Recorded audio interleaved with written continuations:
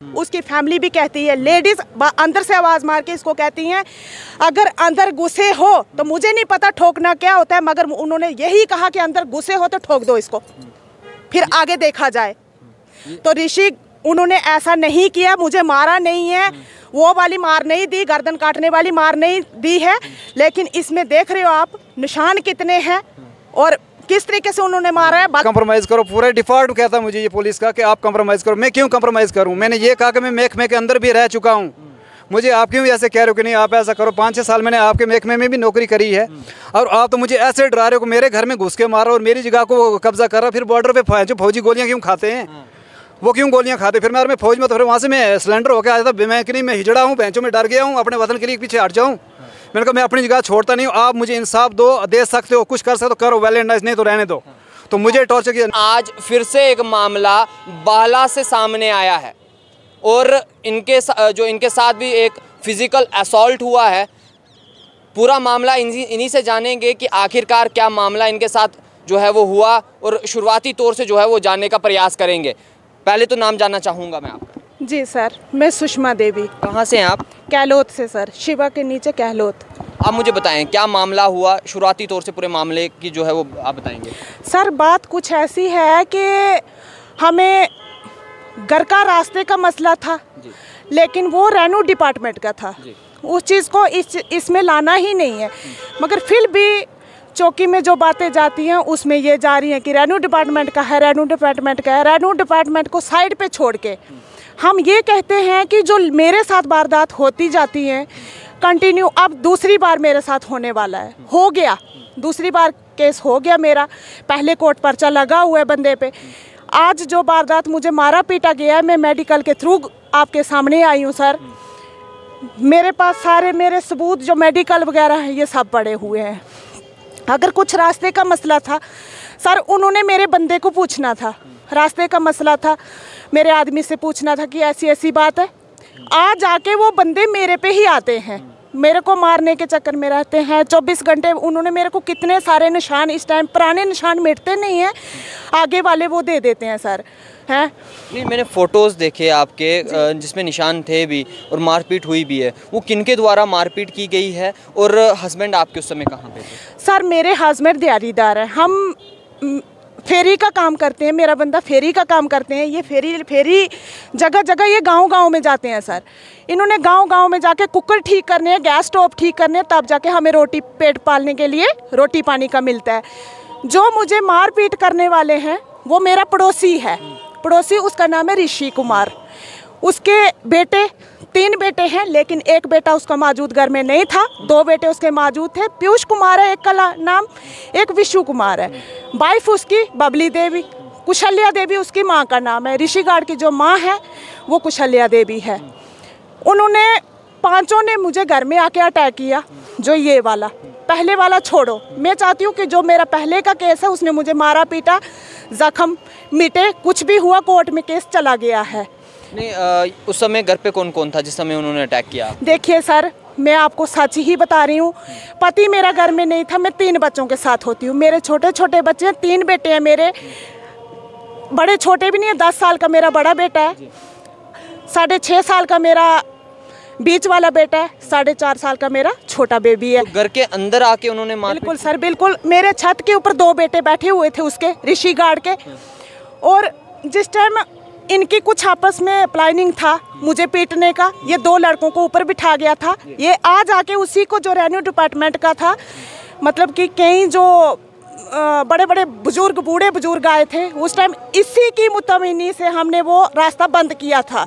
आज आके उसको तार से ऐसे लात मार के ये तारों को हटाने लगा। तो मेरे पास फ़ोन था, मेरा जो मतलब कि फ़ोन है, फ़ोन के ज़रिए मैं वीडियो बनाने लगी, इसकी वीडियो लगी बनाने। तो इसने लड़कों को देखा तो मेरे सर के ऊपर मिट्टी जड़ी, हमारे कच्चे मकान है, छत के ऊपर था ये, तो इस पूरी मिट्टी जड़ी। लेकिन मैंने सोचा कुत्ता होगा, कोई कुछ होगा, अगर पता होता मैं अपनी जान बचा लेती। लेकिन इसने अपने लड़कों को एक बार देखा कि अगर थोड़ा सा मैं करूँगा, अगर इसने बोला या वीडियो बनाने की कोशिश की, तुम इसको ऊपर छलांग लगा देना या कुछ इसको अटैक करना। ऐसे करते करते सर की मैं वीडियो बना रही हूँ, ये गाली गलौज कर रहे हैं। मैं इन्हों कह रही हूँ कि तू तार को हाथ क्यों लगा रहे हो भैया, आप ऐसे मत करो। ये रेवेन्यू डिपार्टमेंट ने दिया फैसला जो सुनाया है, आपको स्टेप हटाने के लिए बोला है रेवेन्यू डिपार्टमेंट ने, और हमें बोला तार खोलने के लिए। जब तक ना आप ये स्टेप हटाते, हमारा एडनरी तार है। मतलब कि जो आपका जो मुद्दा जहाँ से स्टार्ट होता है तो वो एक आपका लैंड डिस्ट्रीब्यूट ये था। उसके बाद एक चीज़ जानना चाहूँगा मैं आपसे कि उसके बाद ये तहसीलदार के पास भी क्या मुद्दा जो है आपका पहुँचा?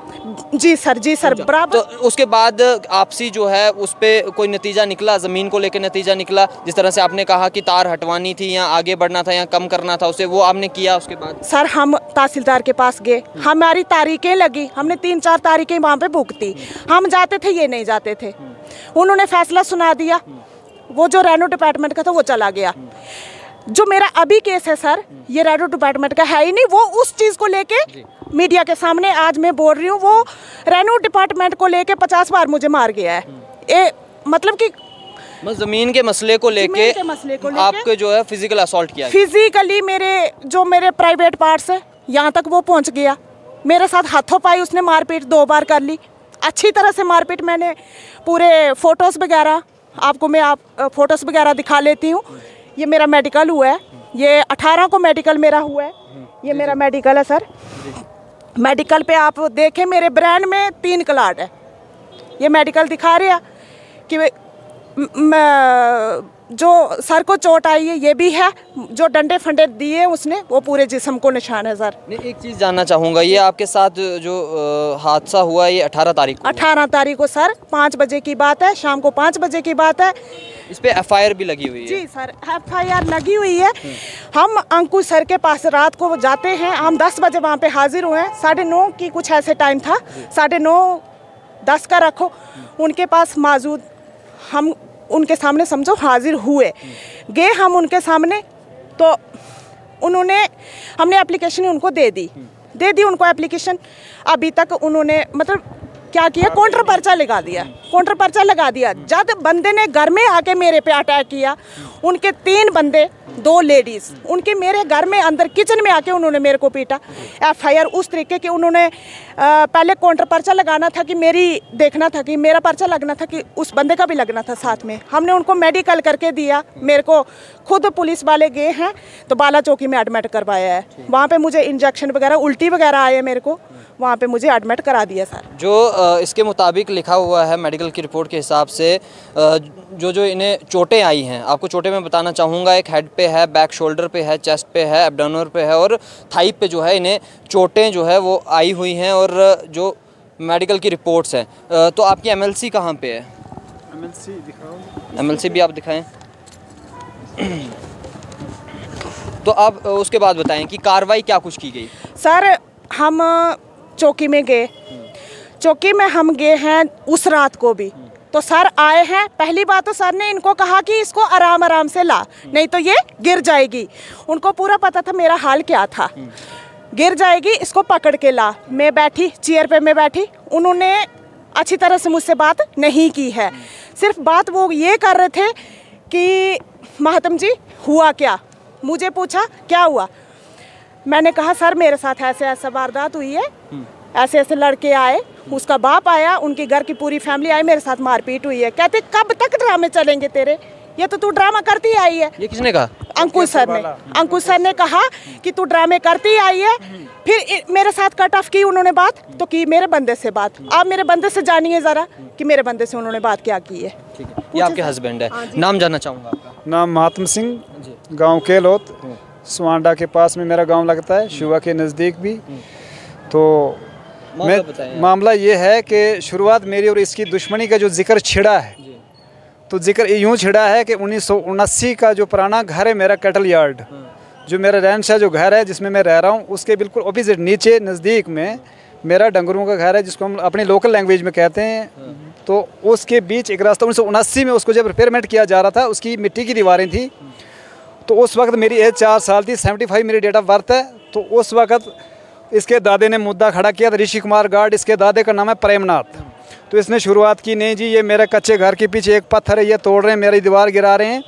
तो उस वक्त उस मेरी 4 साल की एज की उम्र के पीरियड में उस समय की बात यह है कि एक पटवारी जो रिटायर होके मर चुके हैं, इस टाइम वो नहीं है दुनिया में, तो उनका नाम था बिहारी लाल। वो भाला के पास निकट गांव में बेवड़ा से के रहने वाले थे। उन्होंने ये लिखा है कि नक्शा मकान प्रेमनाथ व नक्शा मकान गंभीर चंद, नक्शा मकान प्रेमनाथ जो है उसके घर के सामने सफ़ेद जगह जो है उसकी है, लेकिन दोनों घरों के बीच जो रास्ता है वो 6 फुट चौड़ा 28 फुट लंबा है।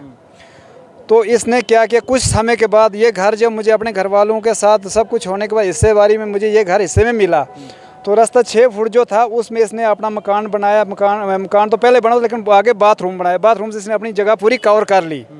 वहाँ इसकी जगह जो बची है वो वहीं मौजूद है, ना कि कहीं गई है, बल्कि मेरा घर भी मौजूद है।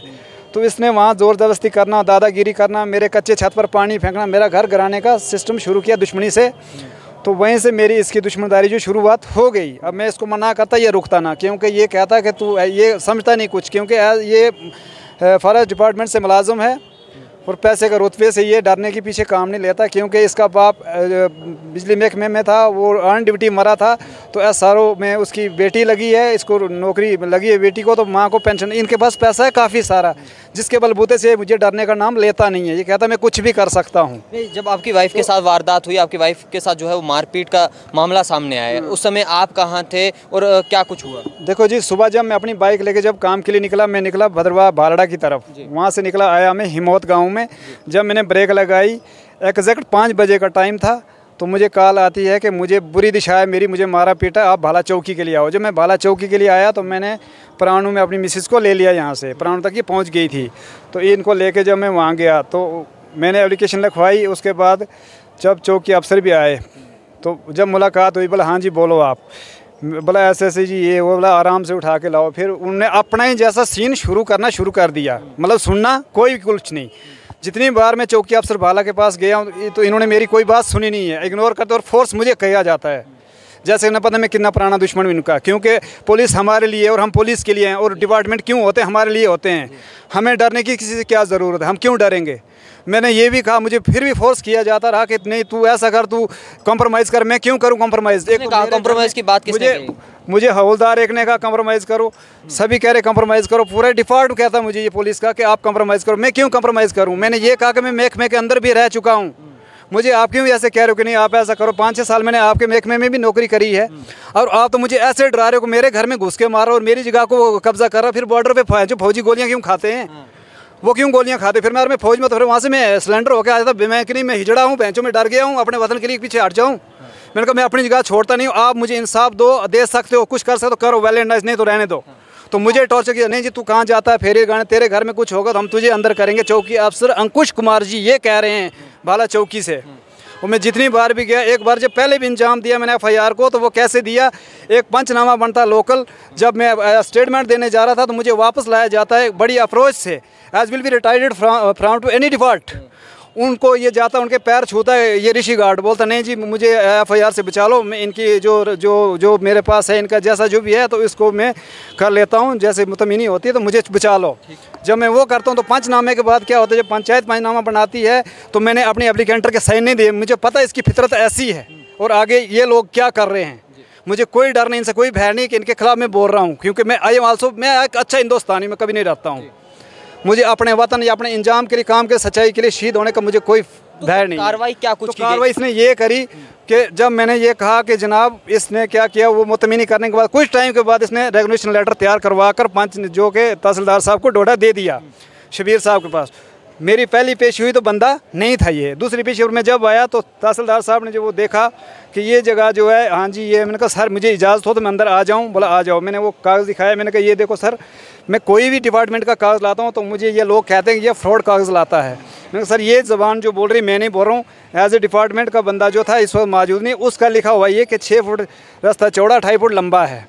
तो बोला आप दोनों फरीक देखा जाए फैसले मुताबिक दोनों फरीक गलत हो। मैंने कहा ठीक है जनाब, हम गलत ज़रूर हैं, पर गलत पहले से देखो गलत कौन है। सर मेरी तो एडनरी तार लगी, वो तो पक्का बना चुका, क्योंकि वो पैसे वाला है, वो मुझे दबा रहा है। बोला फिर मैंने कहा आप देखो सर, आपके हाथ है सब कुछ, आप मालिक हैं, तहसीलदार साहब हैं, आप तो जज हैं। बोला ठीक है। बोला आप ऐसा करो, मैं भी यहीं का लोकल हूँ, आप इस चीज़ को आपस में ही ख़त्म करो, तीसरे को मत लाओ किसी को।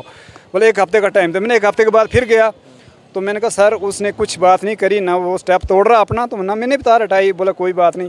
उसके दूसरे दिन बाद उसकी माँ फिर वहाँ से गंदा पानी गटर का लेटरिंग फैटरिंग का गंदा पानी मेरे किचन की तरफ लगा रही। मैंने वीडियो बना के दिखाई, मैंने ये लो देखो साहब ये कुछ हो रहा है। अब तहसीलदार साहब ने लिख कर फाइल की बंद। उसके बाद अब क्या हुआ, मैंने क्या किया कि मैंने कहा जनाब अंकुश, मैंने सर ये बंदा मेरे से ऐसे किया, मेरे केस का कुछ बनता है?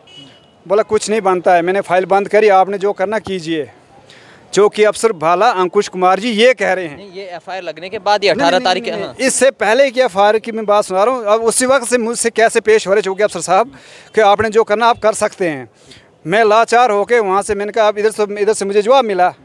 मैं आके कोर्ट में मैंने कहा ऐसे वकील किया कि सर ये केस जो है मेरा 19 डेज़ भी नहीं हुए हैं, तो मुझे रास्ता दिखाया जा रहा है और मेरे साथ गलत हुआ है। बंदा मुतमिनी करके अपने आप को बचाने के लिए लास्ट में मेरे ख़िलाफ़ ये काम कर लिया। बोले ठीक है आपकी एफआईआर लगती। मैंने एफआईआर लगवाई। अब वो तारीखें भुगत रहा है। तो 18 तारीख को परसों चौथ जो हुई उसमें क्या कहता, मैं काम के सिलसिले से बाहर निकला, पीछे उसने देखा बंदा चला गया। तो दारू पी के दारू के नशे में मारपीट और अंदर घुस के ये जो इंजाम इसने किया। 5 बजे जब मैं जाता हूँ तो चौकी अफसर भाला मुझे कहते हैं, जब हम चौकी आए मियाँ बीवी दोनों, तो कहता है जी तू कहाँ होता मातम सिंह, तू कहाँ होता, तू फेरी करता रहे, तेरे घर में कुछ हो तुझे अंदर करूँगा मैं, तुझे फंसाऊँगा मैं। तो ये एक जो चौकी अफसर जो इंचार्ज होता है, जो इलाके का मालिक होता है, एज पुलिस वाला एक ऑफिसर, ऐसे कह रहा मुझे कि मैं तुझे करूँगा अंदर। तो ये है पूरा जो स्टेटमेंट जो मैं आपको दे रहा हूँ। नहीं, जिन लोगों के द्वारा मारपीट हुई है जी, उन लोगों के ऊपर कोई कार्रवाई की गई है? पुलिस कार्रवाई ना पुलिस ने ये देखा, ना कोई लेडीज पुलिस भेजी कि इसकी मार्किंग करो कहाँ चोटें लगी, कोई कुछ नहीं। रद्द अमल वो तो आपका एमएलसी बता रहा है। ठीक है, एमएलसी नंबर बता। स्टेटमेंट कुछ रिकॉर्ड नहीं हुआ अभी, खाली एप्लीकेशन पर एमएलसी के साथ ये एफआईआर जोड़ी हुई हैं। सेकंड कमांड एएसआई कल कहीं गए हुए हैं उधर, तो उधर बोलते हैं जी हम गए थे भाला उनके पास, तो बोलते हैं जी हम उधर गए थे, नक्शा मकान हमने बना लाए, नक्शे नुक्शे बना लाए, उधर ना आप थे वो ना वो थे। मैंने कहा हमें तो फ़ोन करा ही नहीं, तो हम कैसे थे वहाँ? आप फ़ोन करते हमें बताते तो हम घर बैठते, क्योंकि मुझे अभी भी इसके ट्रीटमेंट पर मैं चल रहा हूँ। ठीक है ना। इसको एडमिट करने के बाद अब मैं इसको अपने साथ लेके जा रहा हूँ कि नहीं अब ये ट्रीटमेंट से साइड में है, अभी इनका ट्रीटमेंट जो है छुट्टी इनको मिली अस्पताल से। अभी क्या चाहते हैं, मीडिया के माध्यम से क्या कहना चाहेंगे, क्या चाहते हैं आप? मीडिया के माध्यम से मैं यही चाहता हूँ कि आवाम तक ये आवाज़ पहुँचे और मीडिया भी मेरी हेल्प करे। मैं तो ईश्वर की जैसे ईश्वर के सामने हाथ जोड़ के विनती करते हैं कि हमारी आवाज़ सुने कोई। अगर ये नहीं सुनते और रेनो डिपार्ट तक भी ये बात पहुँचे, जहाँ जहाँ ये न्यूज़ जाए सब लोग देखें, ये हर जगह वायरल हो, सब लोग देखें इसको कि चौकी अफसर साहब हमारे क्या कर रहे हैं और अदर उनके कर्मचारी क्या कर रहे हैं, वो क्या कुछ हो रहा है, या मेरी उनसे क्या ज़ाती दुश्मनी जो मेरी बात सुनते नहीं हैं, या उनका कुछ मैंने बिगाड़ रखा है, या कोई पैदाइशी दुश्मनी है, या कोई घर पड़ोस की दुश्मनी है। मैं जब भी जितनी बार कंप्लेन लेके जाता हूँ तो मुझे ही टॉर्चर किया जाता है। जब घर आया तो तेरे इतने पर्चे आए, इतने यार आए तो मैंने कौन सी कोई चोरी करी है? मैं यहाँ का निवासी हूँ, मेरी चौकी है, मैंने 100 बार यहाँ आना, मेरा मरना जीना यहाँ दर्ज है। तो एक चौकी अफसर मुझे ऐसे क्यों कहे और उसका कहना क्या ये जायज़ है? मैं ये कहना चाहूँगा, मुझे यही उम्मीद थी मीडिया से कि मीडिया मेरी बात आवाम तक पहुँचाए और चौकी अफसर का भी ये पता लगे कि क्या कर रहे हैं। पे जो है इनकी एफआईआर लगी है, लेकिन अब क्या चाहते हैं, अब लास्ट पे क्या चाहते हैं? देखिए सर, पहली बात तो ये है सर झूठ बोल रहे हैं, सर झूठ बोल रहे हैं। हम रात को इनके पास 11 बजे हाजिर हुए हैं, ये झूठ बोलते हैं। और दूसरे दिन भी अंकुश सर वहीं पे थे। कल हम गए, कल सर वहाँ पे नहीं थे। हम भी झूठ नहीं बोलेंगे, कल भी वहाँ पे नहीं थे और आज तो हम गए नहीं, लेकिन उन्होंने बोला था कि आ जाना यहाँ पे। इन्होंने एक तो पहली बात तो ये है कि मेरा स्टेटमेंट इन्होंने लिया नहीं है। उनसे बात करते हैं, दूसरी पार्टी से ये बात करते हैं, बराबर इन्होंने बात की हुई है दूसरी पार्टी से, लेकिन हमसे इन्होंने आज तक कोई बात नहीं की। उसी दिन बात थोड़ी सी सुनी थी कि रात को 11 बज गए कहते हैं। लेकिन ये कह रहे हैं कि आपकी एफआईआर जो है वो सेम डे को काट दी गई है, अब इसे जो है वो हम पेश करेंगे कोर्ट में, तो वो कार्रवाई जो है वो आगे रहेगी। तो अब हम क्या कर सकते हैं इन सब में? देखिए मेरे क्या बोलते हैं, देखिए सर मेरे कहने का मतलब ये है, एफआईआर कटी एफआईआर। हम मानते हैं कि इस चीज़ को एफआईआर कट गई, कटी क्यों एफआईआर कैसे कट सकती है जब बंदा मेरे अंदर आके घुसता है? मेरा काउंटर पर्चा कैसे लग सकता है, आप खुद बताएं ज़रा। काउंटर पर्चा लग ही कैसे सकता है जब उनको हमने पीटा नहीं, मेरे अंदर आके वो घुस के मारे हैं। उन्होंने, पुलिस ने आना था मौके पे, 4 दिन मैंने पोछा नहीं लगाया, आज सुबह मैंने पोछा लगाया है वहाँ पे। जब पुलिस ने अपना रास्ता दिखा दिया कि हाँ हमने काउंटर पर्चा लगा दिया है, मैंने उनके जूतों के पैर तक वहाँ पे रखे थे, जो ब्लड था उस टाइम वो उधर हाजिर था। इन्होंने करना था। बाकी मेरे पति से बात करें ज़रा आप। तो क्या अभी ये कह रहे हैं काउंटर पर्चा लगा हुआ, ये किसने, अंकुश जी ने कहा आपको? ये पूरे जितने पुलिस वाले हैं उधर, चाहे अंकुश जी हैं चाहे सेकंड कमांड हैं, अंकुश जी फुल फ्लैज जो चौकी अफसर हैं, ये भी कह रहे हैं कि नहीं काउंटर पर्चा लगेगा। आपने भी उनको, जब हम बड़ी शिकायत बोल देते हैं इनको कि हमारा फ़ोन छीना है, मारा गया है, कम से कम इनको पूछो, बोलते उनको भी मारा गया है, उनसे तो पूछताछ होती नहीं है। तो ये कहते काउंटर पर्चा लगेगा, तुम कंप्रोमाइज़ नहीं करो। एक दो जगह मेरे पीछे कंप्रोमाइज़ कर। मैंने कहा मैंने कंप्रोमाइज़ करना नहीं है। मैंने 1.5 घंटे भाषण दिया है कि मुझे कोई चीज़ नहीं, मुझे कंप्रोमाइज़ कुछ नहीं लेना है। बोलते आपको चाहिए क्या? मैंने कहा मैं सिर्फ with went on the court, not about to there. मेरा लास्ट यही है प्रोसेस कि मैं ये सिर्फ कोर्ट से मतलब रखता हूँ। हाँ, कोर्ट तक जाने दो इस चीज़ को, बाकी मुझे आपसे कोई कुछ नहीं बोलना, मुझे फोर्स नहीं करो। हो बोलते ये मुझे सर, ये कोर्ट मांगता है गवाह। अच्छा 1 मिनट, मैं आपको कहना चाह रही हूँ, मेरे से बात नहीं हो रही, मुझे इधर चोट आई है इसलिए बात नहीं हो रही मुझसे, मगर फिर भी मैं आपको बात बताती हूँ कि कल जब हम इनके पास गए, हमने कहा कि सर ऐसी ऐसी बात है, हमें फ़ोन दिलाओ, हमारे बच्चे क्लासें लगी हुई है, हमारा हमने जिस टाइम बाहर निकलना है 10 रुपये हमारी जेब में नहीं है, बैंकिंग सिस्टम हमारा फ़ोन के साथ है। फ़ोन ले गए हैं वो, उन्होंने इग्नोर किया इस चीज़ को। क्या पर्चा अगर लगा भी हुआ है, वो क्या 4 साल अगर वो कोर्ट में केस रहा, 4 साल के बाद वो फ़ोन दिलवाएंगे? मेरा फ़ोन दिलवाए वो, कैश को छोड़ो, मेरा बंदा अगर मेरा हाजिर है यहाँ पे, दिहाड़ी लगाएगा, पैसा लाएगा। पैसों की हमें टेंशन नहीं, पैसे जब देने होंगे दे, फ़ोन दे वो मेरा, उसमें 100 चीज़ें हैं, 100 चीज़ें भी हैं। दूसरा मेरा मेडिकल जो इस टाइम में हार्ट की दवाई खाती हूँ वो बाहर से आती है, उसी में मेरे डॉक्यूमेंट्स वगैरह सब हैं। वो मुझे फ़ोन दे, फ़ोन चाहिए, इसलिए मैं मीडिया के सामने आई हूँ, मेरे को वो फ़ोन चाहिए, 1 नंबर। दूसरा, चौकी भाला वालों ने, अगर मैं उसके सामने पहले गई हूँ एप्लीकेशन लेके, मारपीट लेके, पूरे डंडे के पूरे सबूत प्रूफों के साथ उसके सामने हाजिर हुई हूँ। उन्होंने क्या ये बात क्यों कही कि महात्म सिंह की जी अगर तुम दिहाड़ी लगाने जाते हो तो अपनी फैमिली को साथ में लिया करो, या तो फिर अगर मेरे पति ने कहा कि इसका मतलब मैं मर जाऊं, मैं आत्महत्या कर लूं, कहते हैं वो आप जानो कर लो, करनी है तो। ये आपके मुताबिक जो है वो अंकुश जी के बयान है? जी, ये अंकुश जी के बयान है। आज वो क्यों कह रहे हैं जयपुर में हूँ, कहाँ हूँ, वो झूठ क्यों बोल रहे हैं? वो शरेआम हमसे बात करें, है सच पे उतरे, वो झूठ क्यों बोलना है? मैं कहाँ हूँ 2 दिन हम उधर ही घूम रहे हैं। मैं मेडिकेट, मुझे लगा था मेडिकेट में मैं चौकी में गई थी, मगर उन्होंने मेरा बयान क्यों नहीं लिया? डायरेक्ट उन्होंने बयान के बिना मेरा ये पर्चा क्यों काटा? पहली बात तो ये है ना, पर्चा क्यों काटा? उन्होंने पर्चा नहीं काटना था, पर्चा काटना ही था। उन्होंने पहले मेरी एप्लीकेशन गई थी, मेरा पर्चा लगना था, उन्होंने लगाया काउंटर पर्चा, उनकी बूढ़ी को मारा है। आप ये बात बताएं, उनकी बूढ़ी को मारा? हाँ, बूढ़ी को मारा है आपने भी, उनकी बूढ़ी को। उनके ये आपने मारा, ये उनकी तरफ का कहना ये है कि मैंने उनकी बूढ़ी को मारा। बीच में कांटे की तार लगी हुई है, कांटे की तार क्रॉस करके वो 3 बंदे छत से जो कूदे हैं, कोई तार क्रॉस करके आए हैं, वो मेरी जगह पे आके मुझे तार पार करके वो इधर के लिए आगे वो आए। जिस टाइम उधर से वो, तो उन्होंने मुझे मारना पीटना स्टार्ट कर दिया। जैसे वो कोई गल बात, हमारी कोई बात हुई नहीं है। अगर बात शात होती है ना, कुछ इंसान समझ जाता है। इस टाइम भी चौकी वाले हमसे मांग रहे हैं कि आप लाओ जी गवाह। अगर मुझसे मारपीट होती है, मैं लाऊंगी गवाह। फिर मैंने वो गवाह तैयार करके पहले रखने थे, मुझे वो पीटने के लिए आ रहे हैं, आप देखते रहना ज़रा। फिर आपने पुलिस में जाके ये गवाह देनी है। मेरे बच्चे मेरे गवाह हैं, मेरा बच्चा 10 साल का है, बड़ा वाला, वो बराबर गवाही देने लायक है। उन्होंने पूरा देखा है कि मेरी मम्मी के साथ क्या क्या हुआ है, कितने आदमी थे, कौन आदमी थे, मेरे लड़कों ने सब देखा है। अब कहना ये है कि उस समय जो है वो आप अकेले थे घर पे और आपके बच्चे थे, बाकी कोई नहीं था उस समय मौजूद, और आपके पति जो थे वो अपने दिन लगाने के लिए बाहर चले गए थे। तो आप ये तस्वीरें आप देख रहे हैं, इस समय फिर से जो है वो बाला से एक असॉल्ट का केस जो है वो सामने आया है, जहाँ पे महिला के साथ मारपीट हुई है, जो इनके द्वारा कहा गया कि हमारे साथ मारपीट जो है वो की गई है।